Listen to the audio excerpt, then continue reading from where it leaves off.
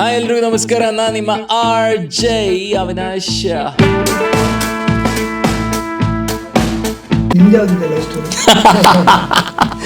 ಒಂದಾದ್ರೆ ಇವಾಗ ಹೆಂಗೆ ಅಂದ್ರೆ ಒಂದಾದ್ರೆ ಹೇಳ್ಬೋದು, ಇದ್ದಕ್ಕಿದ್ದಂಗೆ ಸಾವಿರಾರು ನೆನ್ಪಂದ್ಬಿಡುತ್ತೆ ಸರ್.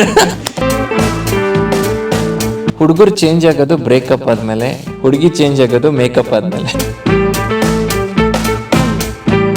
ಕರ್ನಾಟಕದಲ್ಲಿ ಇರ್ಬೇಕು ಕದರ್ ಅಂದ್ರೆ ಹಾಕಬೇಕು ಖಾಕಿ, ಜನ ನಿಮ್ಮನ್ನ ಪ್ರೀತಿಸ್ಬೇಕು ಅಂದ್ರೆ ನೀವಾಗ್ಬೇಕು ರೇಡಿಯೋ ಜಾಕಿ.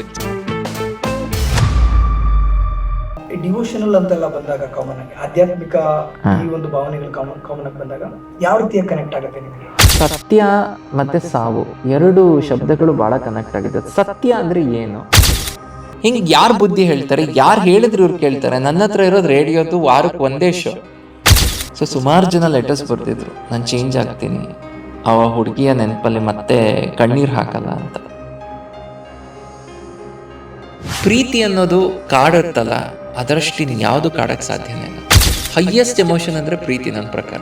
ಆರಾಮಾಗಿ ಲವ್ ಸ್ಟೋರೀಸ್ ವಿತ್ ಅವಿನಾಶ್, ಒಂದೆರಡು ಕವನಗಳು, ಒಂದು ಹೆಣ್ಣಿನ ಭಾವನೆ ಅಷ್ಟೇ ಎಕ್ಸ್ಪ್ಲೇನ್ ಮಾಡೋದು. ನೀವು ಶೋ ಮಾಡೋ ಸಂದರ್ಭದಲ್ಲೇ ತಾಯಿ ಆ್ಯಕ್ಚುಲಿ ಅಮ್ಮ ಹೋಗೋ ದಿನನೂ ನಾನು ಶೋ ಮಾಡ್ತಾ ಇದ್ದೆ. ಅಪ್ಪ ದೇವ್ರೆ, ಆ ಸತ್ಯನ ಒಬ್ಬ ಮಗ ಆಗಿ ಅರಗಿಸ್ಕೊಳ್ಳೋದು ತುಂಬ ಕಷ್ಟ ಆಯಿತು. ಎಲ್ಲದಕ್ಕಿಂತ ಕೈ ತುತ್ತು ಕೊಟ್ಟವಳನ್ನ ಸುಡಬೇಕು ಅಂದರೆ ಆ ಮಗನಿಗೆ ಎಷ್ಟು ಕರಳು ಕಿತ್ತು ಬರುತ್ತೆ.